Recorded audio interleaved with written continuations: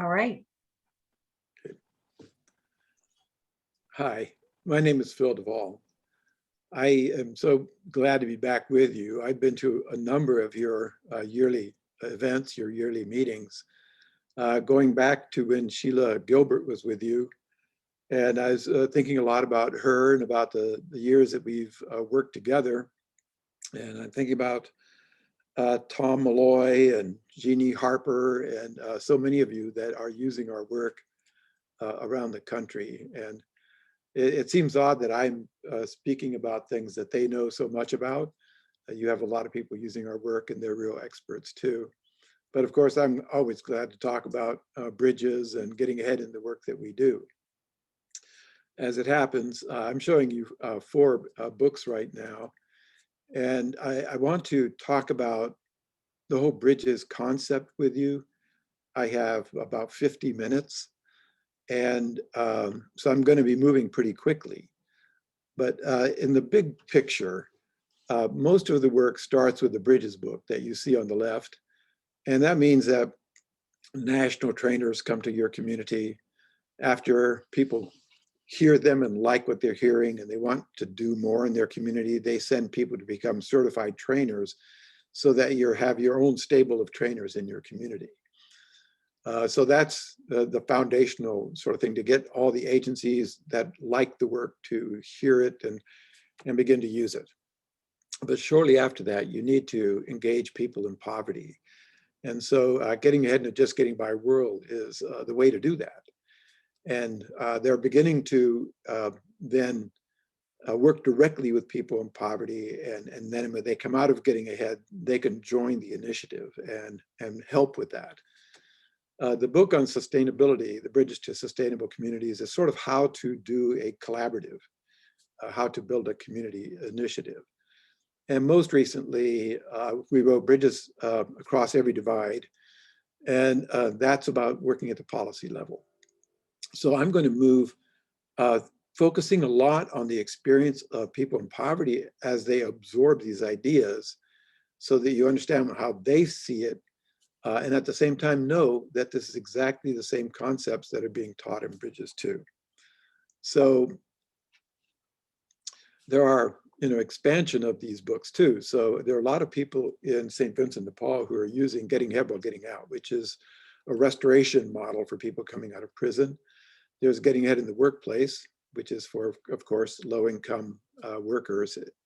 And Investigations in Economic Class is for first-generation low-income students. And then this is available in Spanish, happily. And if you happen to be in the Czech Republic, Getting Ahead is in Czech. Pokrok means getting out, getting ahead, rather. And we've also begun to work on trauma, starting with ACEs, Adverse Childhood Experiences. And this is a supplement that goes with Getting Ahead. So if you were interested in this topic, and I think it's one that's really vital and sweeping the country right now, as a certified Getting Ahead facilitator, you would come to a mini training and be certified to do this as well. So we're in 47 states, 6 countries. There is a list of the studies that have been done and the studies that are in progress. I guess what I should say to you is, if you get your cameras ready, you could take pictures of these things. We don't have time to dwell on these studies, but just know that we are evidence informed, and there are peer-reviewed, published studies that have been done that are very promising. Now, here's the deal. It's really hard for people to get out of poverty. And this is kind of a joke. You take a look at this and like, this is the way out, where do you begin? And it's not easy. When you take a look at this data, and the one in the center that talks about the middle class has been shrinking. Now, this data came out some time ago, but there's very recent data that says the very same thing. The middle class is shrinking. So people are in poverty, and we're trying to get them in the middle class, and the middle class is shrinking. So that in itself kind of sets up a problem. And then 75% of workers are living paycheck to paycheck, or 78%. So that's another issue, right? It's hard when you're living paycheck to paycheck. And this is just to say that all the data that you're looking at here is worse if you happen to be Black. So when we're talking about people in our community that are of color, it's going to be an added burden, a more difficult journey to get out of poverty than it is for people who are white. And these are the kind of jobs that people are working in. And none of these are secure, and none of them pay very well. So we have to understand that that squirrely line that we looked at before on that one thing is just very real, and I think it's, we're duty bound as people in the Bridges community to help overcome the barriers that people face, because some of them are way out of their control. So we're talking, the Bridges talk here now. Now, here is a list of the sectors in our community, and it's probably not complete, but it gets the idea across that from early childhood to workforce, all of those sectors are impacted by poverty, and all of those sectors and the people in them can do something good about working with people in poverty. So this is a community issue. So this is a parable that comes from Asia, and it's 6 blind men trying to define what an elephant is by touching it. So the fellow at the front end there holding the trunk thinks it's a snake. The guy at the back end holding the tail thinks it's a broom. And in between, someone is touching the leg and thinks it's a tree, and they touch the side and it's a wall. And they just have completely different ideas of what it is. Now, this elephant is poverty. And every one of those sectors that we were just talking about, there are people in there in each sector that have a different idea of what the elephant is. And so they design programs that are, according to what they think poverty is. So the challenge for us is to create a common language through the Bridges work, and then ask ourselves these questions. Can this generation, our generation, pass on a high quality of life to the following generation? And can we pass on or create a high quality of life for everyone in the community? So those become the issues I'm sure that you are burdened with too. So the Bridges model isn't a program. Happily, it's just a set of ideas. And that means that every one of the sectors that uses this can create their own programs based on the information, the concepts, and the ideas, right? So we can do things like improve relationships at the individual level. I mean, we're really good at working across class lines because we work on all 3 classes, poverty, middle class, and wealth, and they all get trained in the Bridges Getting Ahead concepts. So now we can get along better and have better relationships. And hopefully you can improve the outcomes for your organization. I come from the addiction field, and I use these concepts to get better outcomes, helping people get sober. And then we need to change systems at the community level when there are barriers there. So we can actually help prevent poverty. Anyone that's working in the early childhood development and prenatal care and that sort of thing, the data is if you can do a really good job there, you're going to actually prevent poverty. We can alleviate suffering. Safety nets are necessary, but here's our sweet spot. We in Bridges are really good at supporting people that are in transition. So then we can build communities where everyone lives well. This is a really important concept that came from Jody Farr some years ago. If we're going to do this fully, we need to ask for change at the individual level, institutional level, and the community level, and then policy. So we don't just rely on just asking people in poverty to make some changes in their life. It's just poverty is way more complex than that. And this is what, it's not a real exciting mental model, but it's what a collaborative looks like.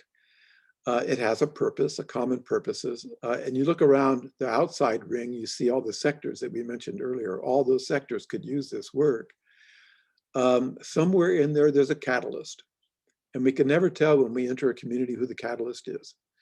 So that person or organization gets things going by offering Bridges trainings and having certified trainers of their own and encouraging their partners to use the work too. And and getting everyone trained in bridges so that in their own institutions, they begin to get better outcomes and they begin to take ownership, and they're going like, we're a bridges organization. And you're using Getting Ahead so that people in poverty are totally engaged in all of this. And you develop strategies. And because it's not a program, we encourage people to innovate. And boy, the most brilliant things have happened that we could never have imagined. If bridges came in a can, everybody would be doing the same thing. But when you can apply it where you are and innovate with it, that shifts ownership and success to you. So about getting ahead, this is a getting ahead while getting out, and we call it the kitchen table learning experience. Now, this is Ray Paulicki. He is from Saint Vincent de Paul in Florida, and he's in red. Now, what you see there is a number of people that are imprisoned, and then you have Ray, and they're all sitting at the table, and there's no one standing up and teaching. He is just another investigator. We call everyone at the table an investigator. It's a learning experience that is very specifically designed, and I'm going to take you through that. But Ray is doing great work where he is, and has great stories to tell. And here's one that I would like to share with you with somebody, Stan Smith from Toledo. You know, when you grow up in poverty, we don't care about politics. We don't care about the community. We're in one mode: survival. Period. And survival is hard in the hood. I mean, because we got a lot of distractions now. We got a lot of drugs, alcohol, crime, all these things, and we don't feel like the community cares. But we don't. In Bridges, we find out that we are our community. If we want change, change doesn't start by calling our politicians. It starts with self. Now, imagine Stan, in that group at that kitchen table, because he's been through Getting Ahead, and the kind of thinking that he's doing there. You're going to find that people, as they get into analyzing their situations, really begin to take charge of what they do next, and they express themselves in ways that I never could. So the adult learning methodology that we use in Getting Ahead, the book is at the seventh grade reading level. Half of the learning is in the book and half is through the discussions. And the discussions are everything, really. We create lots of mental models, meaning drawings, and because they stick in the memory much better. And we deal with things that are relevant. So everything comes from the experience and the knowledge in the room. The more diversity, and our group sizes are usually 12, ideally 12. The more diversity in the room, the better the learning experience. Everyone brings so much with them. And then in Getting Ahead, we explore and create a discrepancy between what is and what could be, right? What we call the future story. And that means a pretty traumatic kind of hard work that people have to do. And then the investigators become accountable for their own learning of the success of the group. It's never done in a teaching situation. The teacher's accountable for what people learn. In this setting, every member contributes to the success. So this is at the very heart of what makes Getting Ahead successful. This comes from Paulo Freire. And he says, there's no such thing as a neutral educational process. Education either functions as an instrument that's used to facilitate the integrations of the younger generation into the logic of the present system and bring about conformity to it, or it becomes a practice of freedom. That is, education becomes a practice of freedom, the means by which men and women deal critically and creatively with reality and discover how to participate in the transformation of their world.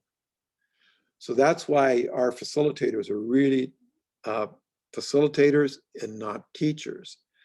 And that is some kind difficult for people because we all have agendas, right? The community wants people, if they're going to support your work, they want to know what the results are, and they want people to use the benefits less, and they want them to get jobs, and all those logical things. And funders want the same thing. Every organization has its mission, which is its agenda. Then there's political and religious and social and personal agendas. And so what we're saying is our facilitators have to leave their agendas completely out of this. People in poverty are so used to being told what to do. In the prison setting, we had a fellow say, you know, in our prison, there's 44 programs. We've been to them all. And this is the first time it wasn't a middle-class guy at the front of the room telling us what to do. So we trust people to do the deep work, and we don't impose anything on them so that they can make their own solutions and do their own hard work. The very first thing they do is tell you what poverty is like in their community. If you're using this in any one of our cities or counties, poverty is different no matter where you go. And so you really want, as planners out there in the community, middle-class people running organizations and leaders, you want to start with foundational work that's accurate, and the people that go through getting ahead can give it to you. They can tell you what poverty exactly is like in Indianapolis, Indiana. So that's the very first thing they do when they get together. And then they get into things like, what percent of your income goes for housing? What's your debt to income ratio? How big is your house and who lives in it, right? How many people are living in there with you? And all that analysis about yourself is hard work. We always start with the community, which is easier, talk about that. Then we shift the conversation to ourselves and what our situation is. And in the very first module, which takes 2 sessions, at the end of it, we say, draw a mental model of your life now. And so here's what this woman has drawn. You can see that she's in jail, and you can see that she's not a person, she has a number on her chest, and she's a ball and chain and handcuffs, and there's people's faces laughing in the cell above her, mocking her. And the people who are mocking her, their names are in the orange bar on the right side. That's what her life is like now. Her dream world is something else altogether, which I'll come back and talk about later. And people will say, why do you start getting ahead so hard? And the reason is that we don't bring up the topics, the investigators do. And they're talking about what's happening, what's real and relevant to them. So this is not a take a lot of soft soap or anything, just dive straight into the things that they think are real. And that all happens in the very first session. So we use mental models. I'll just read this quickly. Words are processed by our short-term memory, where we can only retain about 7 bits of information. Images, mental models, on the other hand, go directly into long-term memory, where they are indelibly etched.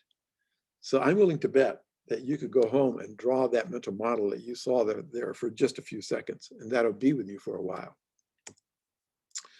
We also learned that people in poverty are problem solvers. They're beating out fires all the time. They're often seen by our society as the problem, but in fact, the most important thing for us in Bridges communities is to know them as problem solvers, because they're solving problems all the time with the help of their friends and so on, right? And they're just beating out fires. So this presses them into what I call the tyranny of the moment. And a fellow who wrote Scarcity, Mullinoth, says, and you'll know this because you may be doing home visits, so you know this kind of thing is so true. When your bandwidth is loaded, you're just more likely not to notice things. You're more likely not to resist things you ought to resist. You're more likely to forget things.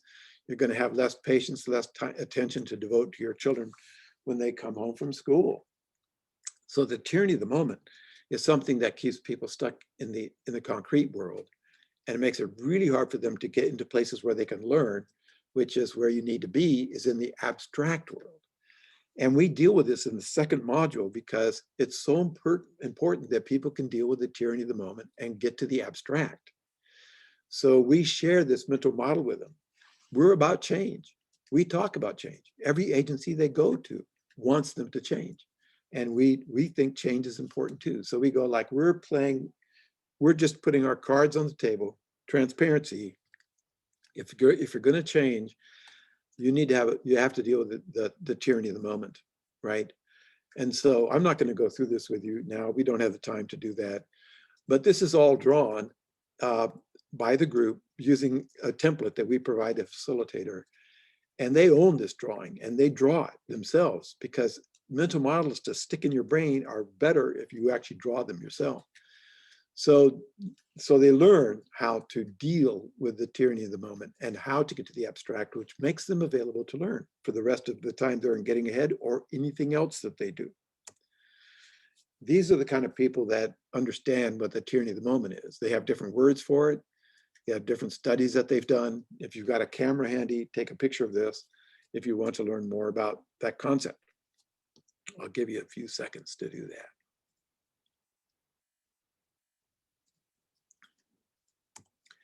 Now, this is a gift from me to you, because when I used to do lots of Bridges trainings, I would introduce the idea of the tyranny of the moment. And then I'd say to the audience, well, have you ever seen an institution in the tyranny of the moment? And yes, everyone would say, yes, yes, yes. And I myself, in my own organization, knew that. And then we go, have you ever seen a community in the tyranny of the moment? Yes, we have. And so this is how it plays out. And people in poverty live paycheck to paycheck. My agency got some steady money, but we're always fighting for grants. So we're living grant by grant. And then our cities, counties, and our nation runs on annual budgets. And how much trouble do they have with those, right? People in poverty are so busy, they pass up education. At my agency, I had a line item for my folks, if I had enough money in the budget, to pay for their professional development. But when that couldn't happen, I'd say to them, this year we don't have it, it's up to you. It would be cut. And then at our communities, we cut research and development. So that's how you read this. So about the methodology, this guy from Bernard from Billings, Montana, he captured everything about getting ahead in 3 sentences. He said, I usually couldn't concentrate when our groups began because I was too caught up in all my problems. That's the tyranny of the moment. I also wondered, how is it possible to learn anything when no one is telling us what to do? That's facilitating and not teaching, right? And yet every Tuesday, someone comments, isn't it amazing how much we learned? So we move on in getting ahead, and we learn about the middle class, and we draw a mental model about it. We use case studies. We do one about people in wealth, and we understand the 3 classes. We understand income inequality and why rich folks live down gated communities, down long driveways or golf courses, middle-class people living around the best schools, people in poverty not. We don't know each other anymore. Those days are gone. So we live in these completely different environments. And then here we are, we analyze that. We're all problem solvers, but it works differently. The person in wealth and middle class has lots of time to be in the abstract, right? Then we have abstract versus concrete, stable, unstable. Instability is a key feature of poverty. Tyranny of the moment, the long view, financial security, low resources, powerlessness, all these things get discussed. Now, what you're going to find is that during this module, people begin to, they read a story about middle class and they learn about wealth creation and how it's created in our country. And this is beginning to feed a future story. It's beginning to feed the story about, wow, wealth creation, what happens over time. Income is just about a dime, right? So a family has to build it. How do you build it?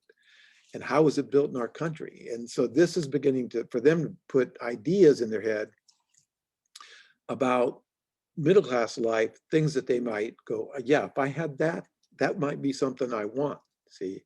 So they're beginning to build a future story.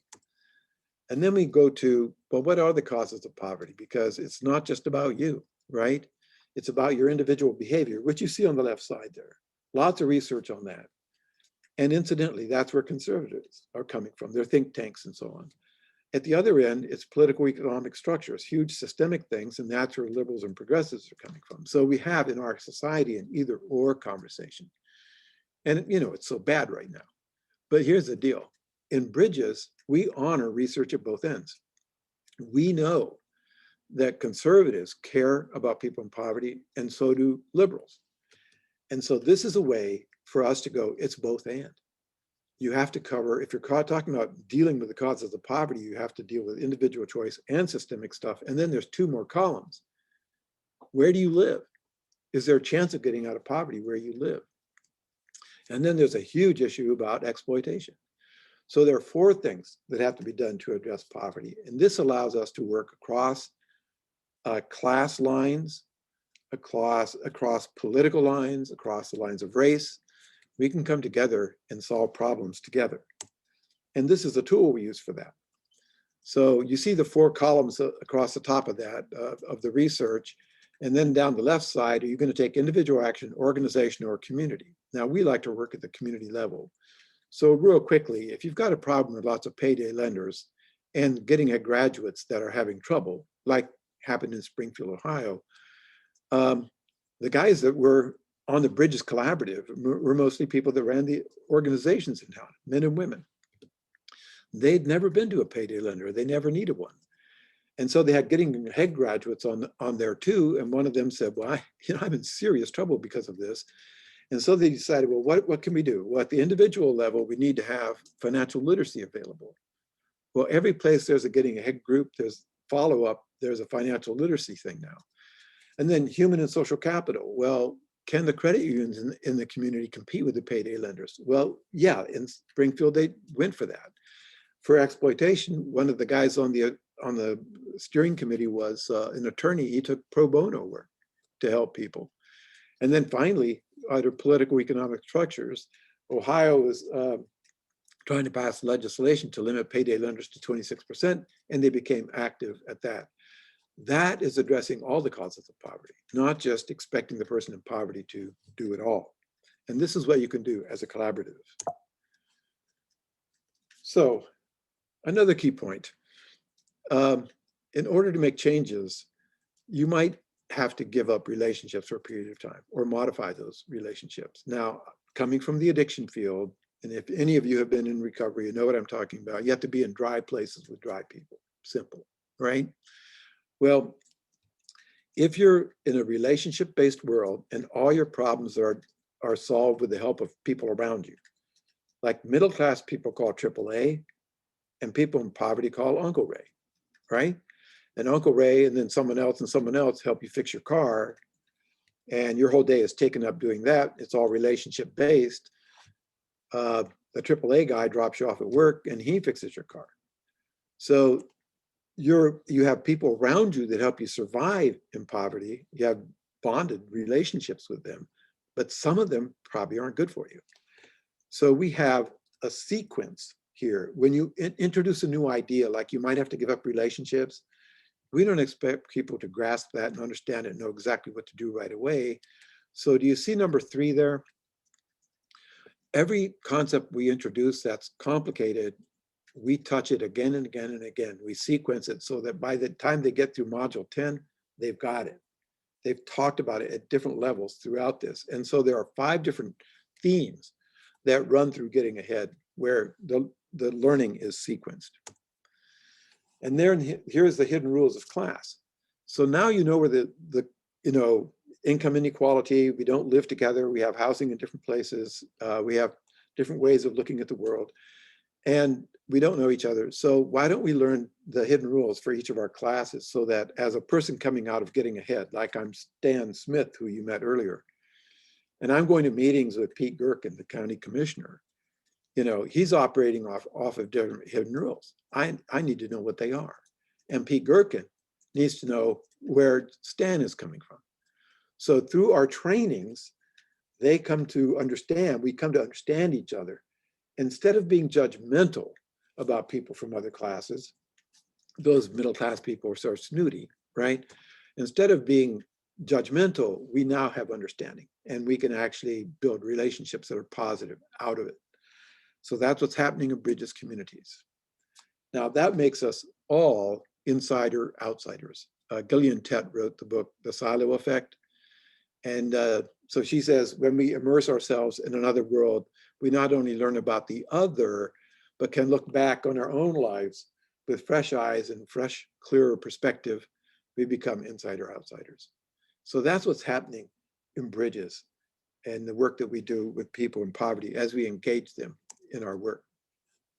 And then, this stuff is, it's fun to do. People begin to, all the mystery of how people operate from different classes, just around things like food, right? The question in poverty is, did you get enough? Middle class, was it good enough? Was it presented well enough? Well, this is all coming to understand one another. The driving forces in poverty are survival, relationships, and entertainment. In middle class, it's all about work and achievement, and wealth, it's about your connections. So they get to study all this, and analyze it. And so do you when you're going through Bridges trainings. And then we come to power. And this is incredibly important because people who don't have power are hyper-vigilant about it. And that means people in poverty are hyper vigilant about being disrespected and people pulling rank on them. And this allows those of us in the middle class and wealth to, when we invite people to our meetings and engage them in solving problems and help them with the problems they face, that we don't pull rank on them, that they come in and they're given a role and they can be part of us at the table. But we're not pulling rank. We're not deciding for them. They decide for themselves. They can participate in all of this. And so this is us adapting ourselves, across class lines to solve problems with each other.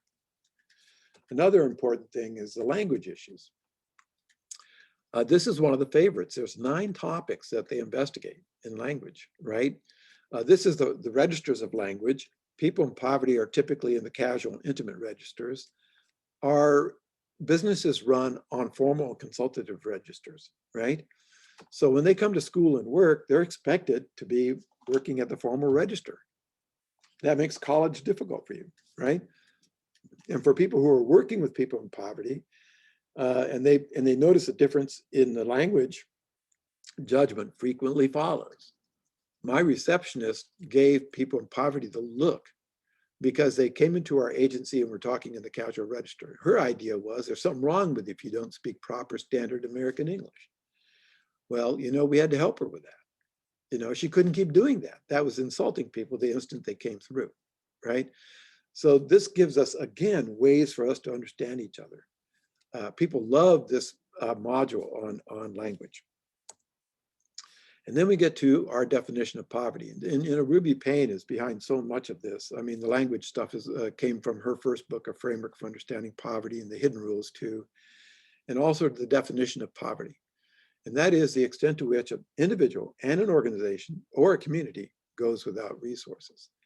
And there are 11 resources, and here they are: financial, emotional, mental, spiritual, physical, support systems, relationships, knowledge of hidden rules. That's 8. Getting Ahead graduates asked Ruby, and she agreed, to add language, trust and integrity, and motivation and persistence. Now there's 11 resources that have to do with poverty. So people do a self-assessment. Well, I should say a bit more about social capital, because it's the fastest way out of poverty is to have good connections, right? So Bowling Alone by Putnam is the book that we rely on for definitions of social capital. And there's bonding and bridging, thick and thin, those kind of things. And we turn this into a mental model in Getting Ahead. And we say to the people, okay, the inner green part is your bonding capital people, just like you, your neighborhood, your family, and so on. And the blue on the outside are people not like you, but you are connected with them, meet them, and see them from time to time. And put the initials of the people in the bonding and bridging and see what you've got. And I recommend this for all of you, do this, right? But what happens is, at this point, where the people in Getting Ahead started out by criticizing the organizations in the very first module, what's it like in your community? They just blast the institutions and the people in them. And our facilitators go, they don't try to correct them. I mean, it's their experience, it's real. By the time they get here, they're going like, ooh, resources. At school, the principal's a pain, but the school secretary, now she's cool, right? So they begin to look for social capital, people that are understanding. Now, if you've done lots of bridges training in your community, then there's a whole lot of middle-class people working in those places ready to be social capital. It doesn't mean you have to go to dinner together, and invite each other to your family gatherings. What it means is that you can work together on things, right? So the openness, what happens when someone is seeking social capital and somebody's receptive, is what you see in a Bridges community. Then they do a self-assessment. There are self-assessments throughout Getting Ahead. There's one on your stability, 15 indicators.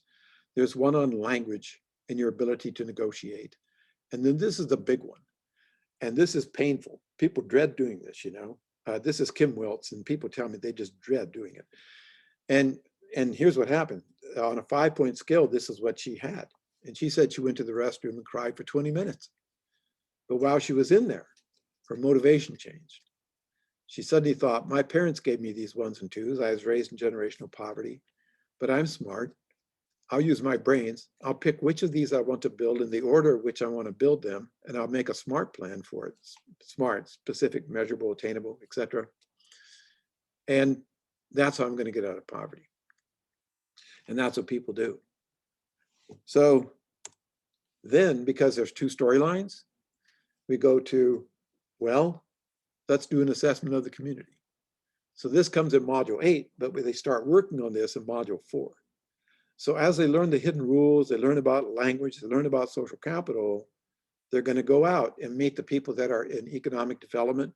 They're going to, people in charge of housing, financial things in the community, jobs, and so on. You see them on that top row, 9 different indicators. And they interview people. And they don't say, what's poverty like? What percent of people are in poverty in this community? They go, what's the trend line? Is it getting better or worse? How about education? Is it getting better or worse? What about financial situations? You know, what about health indicators? Better or worse? That means that the people they interview have to do a deeper dive. They can't just give a simple answer, right? And then they create a bar chart of that too.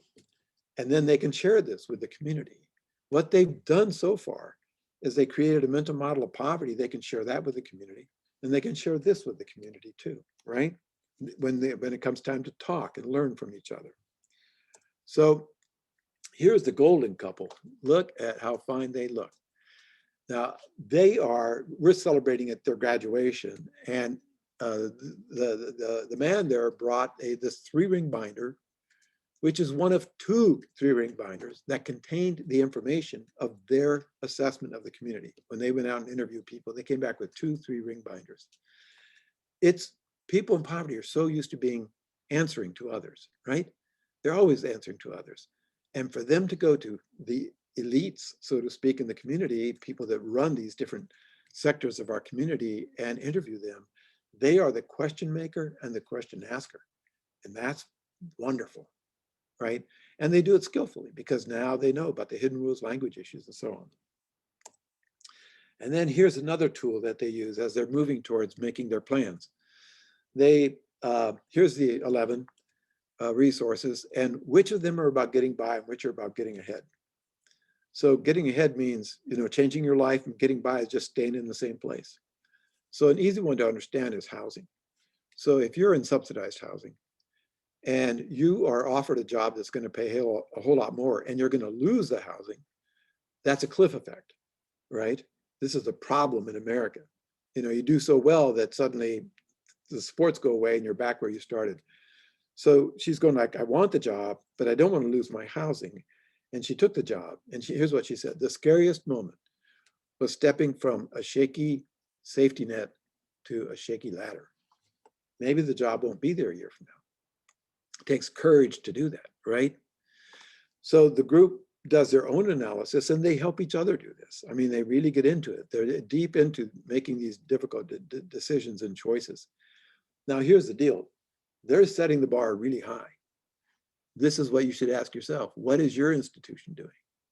Is what you do just about getting by, or are you helping people get ahead? What are the foundations doing? Where are they spending their money? Where is the state money going? So these become big issues that a collaborative can talk about. After all of this, they put together a SMART plan, all of that deep writing, lots of it, but it has to end up as a mental model that can stick in their head. So what you have on the left side here is a woman from Quakertown, Pennsylvania. And this is what her life is like now in module 1. She's laying in bed, it's 4 a.m., blue rings around her eyes, the clock is, little legs are running. Around the outside, job 1, job 2, job 3, kids, bills, car repairs. Again and again and again. And the word stress. A perfect depiction of poverty and all the health ramifications that she experiences, right? She's going to live a shorter life because of that. Now, she's decided in her SMART plan with all the steps included that she's going to go to a community college and get a 4.0, straight A's, right? And then she says a budget's not a bad word, and this is a humorous kind of representation of her SMART goal. It's something to hold in her head. And she's got happy kids and an umbrella for a rainy day. So these are what they leave with, right? Here's another one. This woman, what my life is like now, she's disabled in a wheelchair, looking very unhappy. And she's got the past, anger, hurt, bitterness, no plans. And in the sky, there's fear, depression, unorganized, low self-esteem, depression, isolation, right? Loneliness. Her future story is dealing with social capital. Now, let's understand, this woman is not going to get you a financial return on investment. And she's in getting ahead. Some people just want to put people in getting ahead who can get a job and get a good ROI, return on investment for funders. I'm saying getting ahead is for everybody, young and old, people who can get a job and get financial benefits. In her case, the benefit was social connections. So she joined all these different groups in Newark, Ohio, right? Meetings, learns, calls, letters. You see it in the sidewalk and up above there, peace, friendship, confidence, right? Her life has changed wonderfully. She should be in getting ahead, and she's going to have things to say to the people in that group that are going to be really beneficial to her. I was in Newark 2 or 3 years ago. I asked about her, and they said, well, it turns out that people are actually rebuilding her ramp to her house now. So that went on and on for her. The whole idea of a community is really expressed wonderfully by the people in the Menominee Nation in Wisconsin. And when they came to analyzing what their history was, they brought in the elders, right?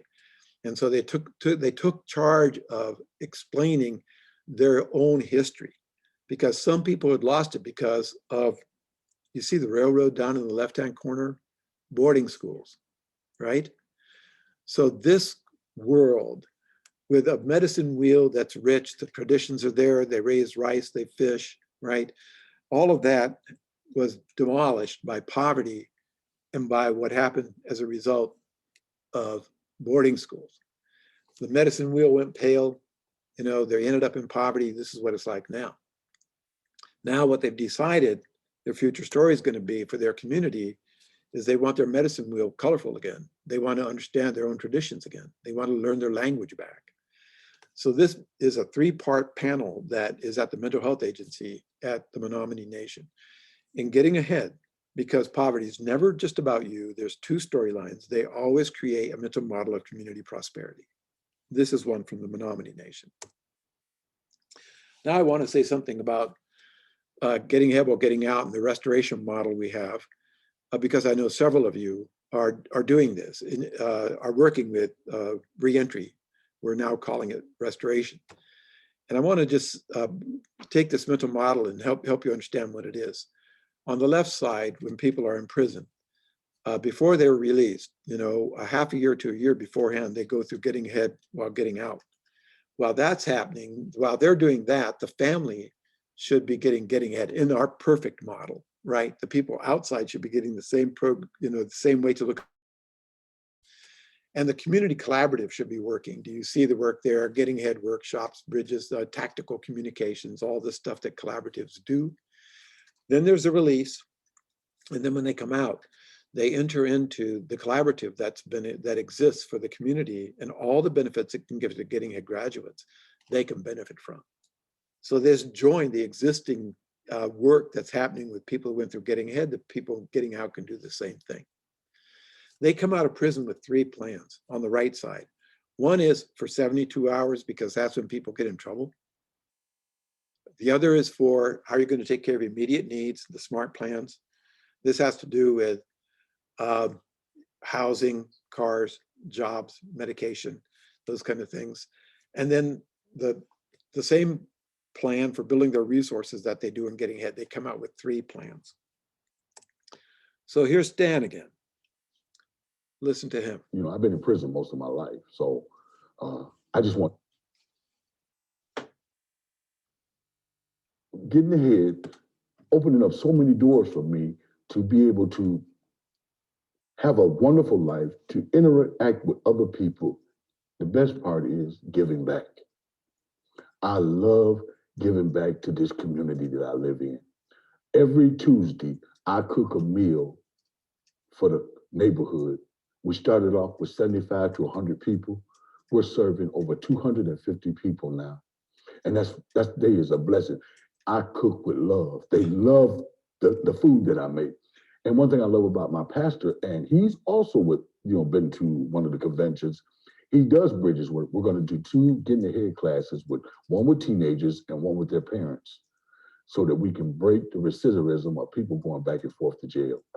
So I'm really excited doing this work. County Commissioner Pete Gerken is helping us out big time. Man, it's wonderful. Did I say that people in poverty are problem solvers? You need them at all your planning tables. They need to be totally engaged in what we do. Here's another story I want you to hear. And again, this is from a woman who's a restored citizen.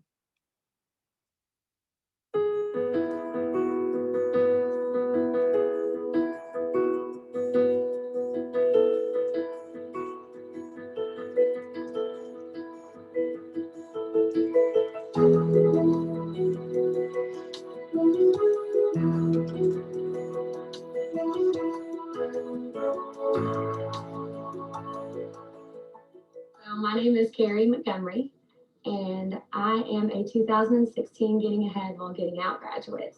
So obviously I was introduced to the Getting Ahead program in the Garland County Detention Center. For about 15 years, I struggled with addiction. I was trapped in addiction and had gotten in trouble several times. And by the time that I was introduced to the Getting Ahead program, I was in jail for a while. I was in big trouble and I needed a lot of help. And that's when CCMC came along. So while I was in Getting Ahead While Getting Out, we made our 72-hour plan and our 1-year timeline. And so the 72-hour plan, I was a soldier. I mean, I stuck to it. I walked out of that jail. I called probably about 15 different people just to say, hey, I'm out. This is where I'm at. This is what I'm doing. Probably in a week, I had a job, which was one of the main goals of my SMART goals and my feature story and my 1-year timeline, because the way that we strategically set our goals up while we were in class was so that they would play off each other with positive results, So I didn't have a place to live. I didn't have a car. So in order to achieve those goals, I had to have a job. So as soon as I got a job, the car, the house, all that kind of stuff kind of fell into place. So after a week, I had a job. After a month, I had another job. After 3 months, I had a car. A couple more months, I got my job here because it was time to have my little boy back. And so in 6 months, I was reunited with my son. And it was just so amazing because I was in that addictive lifestyle for so long that when I went into jail, I had nothing. When I came out of jail, all I had was hope. But that was more than I had had in a long time. First time I met Carrie, I was kind of leery. But then she just kind of took it over herself. Man, anytime you needed her, she was there. She learned all the machines on her own. She had an awesome attitude. I mean, made everybody positive around her. Carrie worked here probably about 6 months before she became blue shirt, which is right underneath. It's like a line leader. And I don't think I really gave it to her. I think she just took it. She just did what needed to be done without me even having to say anything. And so when it was time to pick a blue shirt, she was the one.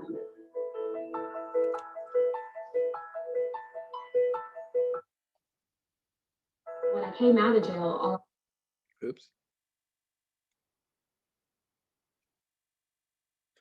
Well, I think I'll just leave it there. There are so many places that Saint Vincent de Paul is using our work, that they have stories of their own. And, they're part of our learning community and we learn from each other. I should have had a list of all the folks that we talked to about this. So I just want to thank you for the things that you're already doing. And if there's anything about the Bridges model that you like and want to do, just know that it just takes a catalyst to get it going.